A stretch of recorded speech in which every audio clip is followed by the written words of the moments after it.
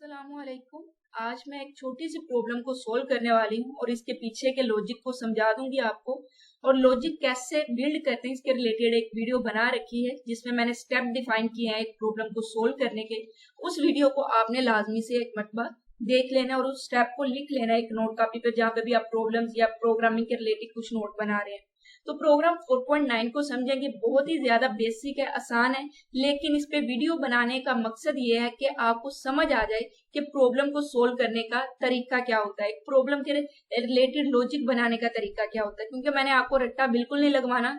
Programme चाहे फिर आपको बुक के अंदर से आए या बाहर से आए, अगर आपने एक मरतबा पढ़ लिया है, समझ लिया है मुझसे, तो आपको समझ आ जाएगी कि उस प्रॉब्लम को, उस प्रोग्राम को कैसे सोल्व करना है। तो सबसे पहले हम पढ़ते हैं स्टेटमेंट। हमेशा याद रखिएगा, जब भी आपको एक प्रॉब्लम आती है तो सिर्फ 2-3 लफ्ज देखकर ये ना समझा करें ये बुक में से आ गया, ये वहां से आ गया, या इसको ऐसे सोल्व कर दूंगा मैं। नहीं, सबसे पहले आपने स्टेटमेंट को पढ़ना है। जैसा कि यहाँ पर उन्होंने कहा कि प्रोग्राम लिखे, यानी कुछ कोड लिख रहे C++ में, जिसमें इनपुट हो name, age and address. Input का मतलब होता है कि यूजर उसमें एंटर करे, यानी हम उसे एज अ प्रोग्रामर इनिशियलाइज नहीं करेंगे कि उसका नाम ये है, एज ये है, एड्रेस ये है। नहीं, यूजर बताएगा, जो कोड को, सॉफ्टवेयर को इस्तेमाल में लाएगा, वो बताएगा कि ये वाला नेम है, ये एज है, ये एड्रेस है, यानी हम इनपुट यूजर से लेने वाले हैं। और फिर क्या करेंगे, उस इनपुट को हम डिस्प्ले करवाना चाहते हैं स्क्रीन पर, यानी जो आउटपुट है उसको स्क्रीन पर डिस्प्ले करवा दो। और आउटपुट में क्या होगा, वैल्यूज होंगी सेम वही जो कि इनपुट की जाएंगी। तो जब भी आपने स्टेटमेंट पढ़नी है तो सबसे पहले आपने देखना है कि मैंने इनपुट क्या करवाना है, कि यूजर से मैंने क्या लेना है। तो आपको समझ आ जाएगी कि उस चीज को मैंने सी इन की मदद से यूजर से इनपुट लेनी है, मुझे इनिशियलाइज बिल्कुल नहीं करने वो। अब जो ये डाटा है, क्योंकि हमें पता है इनपुट में क्या आएगा, डाटा आएगा, वैल्यूज आएंगी। अब इस डाटा को कहीं ना कहीं तो स्टोर करना पड़ेगा। अब स्टोर करने के लिए हम मेमोरी में एक लोकेशन चाहिए होती है, जिसके लिए हम वेरिएबल डिक्लेयर करते हैं। अगर नाम को स्टोर करना है तो नाम के लिए एक वेरिएबल डिक्लेयर करना पड़ेगा, एज के को स्टोर करने के लिए भी एक वेरिएबल डिक्लेयर करना पड़ेगा। इसी तरह जो एड्रेस है उसको भी तो कहीं स्टोर करना है, उसको स्टोर करने के लिए भी एक वेरिएबल को डिक्लेयर करना पड़ेगा। तो इनपुट से हमें समझ आ जाती है कि हमें कितने वेरिएबल चाहिए और जो डाटा है वो यूजर से हमें लेना होगा। उसके बाद उन्होंने कहा कि आप आउटपुट में ना सिर्फ इन्हीं वैल्यू को शो करवा दे स्क्रीन पर। तो हमें समझ आ गई कि जो हमने डिस्प्ले करवाना है वो सेम वही वैल्यू है जो कि यूजर से ली गई है। लेकिन अगर यहाँ पर कुछ कैलकुलेशन का काम आ जाता, कुछ और वो कह देता कि इस हिसाब से शो करवा दें, तो अगर कोई कंडीशन आ जाती है तो फिर हम उसके मुताबिक अपना लॉजिक बना देते। लेकिन यहाँ पर बहुत ही सिंपल से उन्होंने स्टेटमेंट कहा है कि सिर्फ ऐसा प्रोग्राम लिखें जो इन चीजों को इनपुट ले और उसके बाद इन्हीं को डिस्प्ले करवा दे स्क्रीन पर। तो हमें क्या यहाँ पर क्लियर हो चुका है कि हमें इनपुट में ये नेम, एज, एड्रेस चाहिए और इस डाटा को स्टोर करने के लिए हमें इस नाम के हम वेरिएबल बना लेंगे। उसके बाद क्या है, इन्हीं वैल्यू को हम शो करवा देंगे। तो किसी किस्म की हमें कैलकुलेशन करने की यहाँ पर जरूरत नहीं है। अब हम यहाँ पर इसका कोड कर लेते हैं जल्दी से। ये जो मैंने ऊपर लिखा है इसकी आपको समझ होनी चाहिए, अगर नहीं है तो चैप्टर 1 से वीडियो देखना स्टार्ट करें। बहुत ही बेसिक से मैंने सब कुछ आपको क्लियर किया है, समझाया हुआ है। तो सबसे पहले क्या करने वाले हैं, हम वेरिएबल डिक्लेयर करने वाले हैं, क्योंकि हमें यूजर से इनपुट चाहिए और जो इनपुट हम यूजर से लेंगे, जो डाटा लेंगे, उसको कहीं ना कहीं तो स्टोर करना पड़ेगा। तो स्टोर करने के लिए हम क्या करने वाले हैं, यहाँ पर वेरिएबल लेने वाले हैं। मैंने यहाँ पर इंट नेम लिया है, तो मुझे आप बताइएगा जरा कि जो मैंने इंट नेम लिया ये बिल्कुल ठीक लिया है या गलत लिया है। अगर आपको ये ठीक लग रहा है तो फिर ये वाला चैप्टर अभी आप ना देखें, आप पिछले चैप्टर में जाए, जहाँ पर मैंने डाटा टाइप, वेरिएबल्स वगैरह को अच्छे से समझा दिया, क्लियर कर दिया, उसको समझे। क्योंकि नेम होता है स्ट्रिंग, नेम में होते हैं करैक्टर, तो इसका मतलब इसकी डाटा टाइप इंटीजर नहीं हो सकती। तो यहाँ पर हम कहेंगे कैर। उसके बाद अब कैर सिर्फ सिंगल करैक्टर को लेता है, सिर्फ ए, यानी ए लिख दे, बी लिख दे, एक्स लिख दे, या वाई लिख दे, या जी। सिंगल करैक्टर के लिए हम कैर डाटा टाइप का इस्तेमाल करते हैं। लेकिन नेम में तो एक करैक्टर नहीं आएगा, इसमें तो स्ट्रिंग होगी। तो उसके लिए हम क्या करेंगे, उसके लिए हम लिमिट बता देंगे कि कितने करैक्टर आ सकते हैं। मैंने यहाँ पर कह दिया कि मैक्सिमम 20 करैक्टर हूँ। ये जो नेम है इसके अंदर जो स्टोर करना है डाटा, उसमें मैक्सिमम 20 करैक्टर होने चाहिए और नेम वेरिएबल के अंदर वो जाकर स्टोर हो जाए। अगर आपको अभी तक वेरिएबल का नहीं पता तो फिर ये वीडियो आपके लिए बिल्कुल नहीं है। उसके अलावा मैं यहाँ पर कह सकती हूँ एड्रेस। एड्रेस की बजाय सीडी कर लेते हैं, क्योंकि बुक में भी सीडी है, आप सीडी भी कर सकते हैं, एड्रेस भी कर सकते हैं, लोकेशन कर सकते हैं। वेरिएबल का जो सा मर्जी नाम लिखें, बस उसके रूल्स के मुताबिक आपको लिखना पड़ेगा। अब जो सीडी है उसकी भी हम यहाँ पर क्या दे देते हैं, रेंज दे देते हैं। तो यहाँ पर उसकी भी मैंने 20 दे दी। उसके बाद हम यहाँ पर क्या करेंगे, अब हम इंट की बात करने वाले हैं और इसमें एज लेंगे, क्योंकि हमें पता है एज न्यूमेरिक टाइप का डाटा होता है। इसका मतलब इसकी जो डाटा टाइप होगी वो इंट होगी।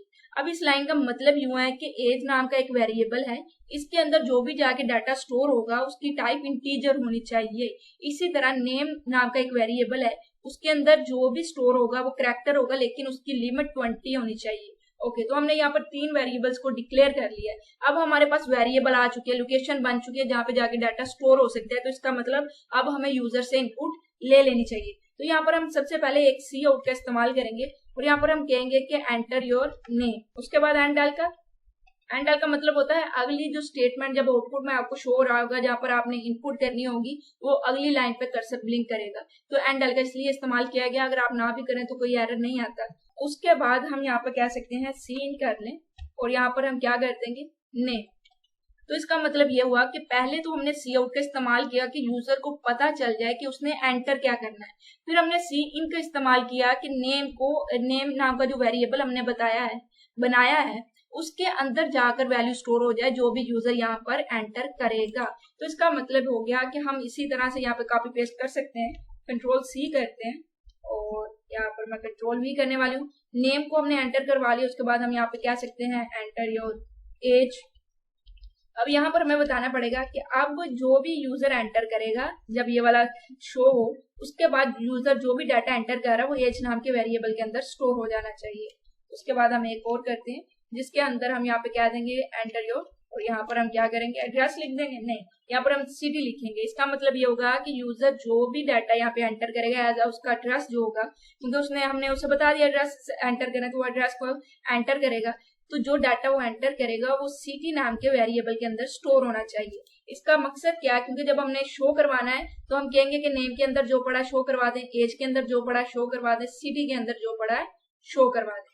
ओके, उसके बाद हम यहाँ पर करने वाले हैं, अब इनपुट हो चुकी है, उसके बाद कोई कैलकुलेशन करने की जरूरत नहीं, सिर्फ इन्हीं वैल्यू को हमने डिस्प्ले करवाना है। तो यहाँ पर हम सी आउट कहेंगे और हम कहेंगे कि योर एज। आप आगे पीछे लिख सकते हैं, कोई मसला नहीं होता इसका। एज पहले लिख दें, नेम लिख दें, मैं यहाँ पर एज लिख रही हूँ, उसके बाद ये वाला ऑपरेटर और यहाँ पर एज वेरिएबल का नाम लिख दें। ओके, तो इसका मतलब इस स्टेटमेंट में वो एज को शो कर देगा। हम इसको कंट्रोल सी मैं कर रही हूँ, लेकिन आपने बार बार लिखना है ताकि आपकी प्रैक्टिस हो जाए, और मैं इसलिए कॉपी पेस्ट कर रही हूँ ताकि वीडियो ज्यादा लंबी ना हो। यहाँ पर एज होगी और यहाँ पर हम क्या देंगे कि आपका नाम। ओके,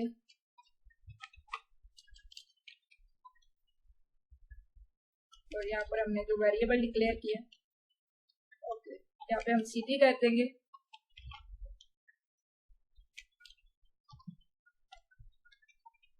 सिटी करते हैं, एड्रेस करते हैं, आपकी मर्जी, कोई मसला नहीं। अब हम इसे कंट्रोल एस कर लेते हैं। जैसे हमने इसे कंट्रोल एस किया तो यहाँ पर जो एक स्टार था वो गायब हो गया। इसका मतलब ये कंट्रोल से सेव हो चुका है। कंपाइल करेंगे जल्दी से। कंपाइल करने के बाद हमें कोई एरर नहीं आया, तो इसका मतलब हमने कोड अभी तक बिल्कुल सही लिख दिया है। लॉजिक की हमें आउटपुट से समझ आ जाएगी कि हमारा लॉजिक सही लगा। तो यहाँ पे देखिए उसने कहा कि नेम को एंटर करें, उसके बाद कर्सर अगली लाइन पे ब्लिंक करा क्योंकि हमने एंड डाल का इस्तेमाल किया। तो यहाँ पर हम नेम को एंटर कर देते हैं, अली एंटर कर देते हैं। उसके बाद एंटर योर एज हमने कह दिया उसकी एज 11 ईयर है, और एंटर योर एड्रेस हमने कहा वो लाहौर में है। ओके, तो यहाँ पर देखिए उसने कहा your age 11, your name Ali, your city Lahore. लेकिन ये आउटपुट कुछ खास, मतलब आउटपुट सही आ गया, हमारा कोड बिल्कुल ठीक रन हो गया, लेकिन हम चाह रहे हैं कि इसका फॉर्मेट भी अच्छा हो। हमें अगली एक एक लाइन पे एक एक चीज शो, जिस तरह ये यहाँ पर हमने इनपुट दिए, तो उसके लिए हम क्या इस्तेमाल करेंगे, हम यहाँ पर एंडल का इस्तेमाल कर सकते हैं। ओके, सी आउट के बाद यहाँ पर अगर मैं यहाँ पर एंडल लगा दूं तो उसके बाद क्या होगा कि ये अगली लाइन पे शो होगी हर चीज। एंडल के अलावा एक एस्केप सीक्वेंस भी होता है, आप मुझे बताएं कि वो कौन सा होता है, क्योंकि हमने उस लेक्चर को कवर कर लिया तो आपको पता होना चाहिए कि एंडल की बजाय एक एस्केप सीक्वेंस है जिसको मैं यहाँ पर लगा सकती हूँ डबल कोट्स के अंदर, तो उसका क्या मकसद होता है। ओके, यहाँ पर जल्दी से हम नाम लिख देते हैं, एज लिख देते हैं और उसका। ओके, यहाँ पे देखिए अब एक एक लाइन पे आ रही है चीज, तो अच्छी हमें लग रही है, समझ आ रही है अच्छे से। तो इस तरह से हम आउटपुट में भी अपना फॉर्मेट कर सकते हैं। एंडल का भी हमें समझ आ गई क्यों हम इस्तेमाल करते हैं। इसके अलावा इनपुट आउटपुट क्या है, थोड़ा बहुत लॉजिक बिल्डिंग की समझ आ रही है कि प्रॉब्लम को देख के सोल्व कैसे करना है। ये प्रॉब्लम को 2 मिनट में मैं आपको समझा सकती थी, लेकिन मैंने इतना ज्यादा टाइम इसलिए दिया ताकि आपको लॉजिक बिल्डिंग के साथ अच्छे से समझ आ जाए। अब हम बात करते हैं उन स्टूडेंट्स की जो कि मुझे कहते हैं कि आप ऑनलाइन भी हमें पढ़ा दें, उन्हें असाइनमेंट भी साथ साथ करवानी पड़ती है, उनके टेस्ट भी लेने पड़ते हैं। अगर टीचर एक स्टूडेंट को लेकर चलना पड़ता है, उसके लिए एकेडमी रखनी पड़ती है, तो ऐसे स्टूडेंट अगर रखना चाहते हैं तो आप एक कमेंट कर सकते हैं। मैं आपको सब डिफाइन कर दूंगी कि आपकी क्या फीस होगी, किस तरह से मैं आपको पढ़ाऊंगी और कैसे मैं टेस्ट लूंगी, कितने दिन के बाद लूंगी, और स्टूडेंट को फिर मुझे समझ आ जाएगी कि इस स्टूडेंट को कैसे लेकर चलना है, कैसे चीजों को समझाना है, ईच एंड एवरीथिंग। और फीस की टेंशन मत लीजिएगा, बहुत ही नॉर्मल होगी। फीस लेने का मकसद भी ये है कि स्टूडेंट अच्छे से उसे पढ़ सके। अगर कोई ऐसा टॉपिक है जिसके रिलेटेड मेरे लेक्चर यूट्यूब पे हैं, तो उससे जाकर एक मरतबा लाजमी से देखिए, मुझे पूरा यकीन है आपको वहां से अच्छे से समझ आ जाएगी। अगर नहीं आती तो फिर आप कमेंट कर सकते हैं, मैं आपको बता दूंगी कि मैं आपको किस तरह से किस टाइमिंग पे आपको पढ़ाऊंगी और डील करूंगी। तो इंशाल्लाह अगली वीडियो में मिलेंगे अगले प्रोग्राम को सोल्व करते हुए। तब तक के लिए अल्लाह हाफ़िज़।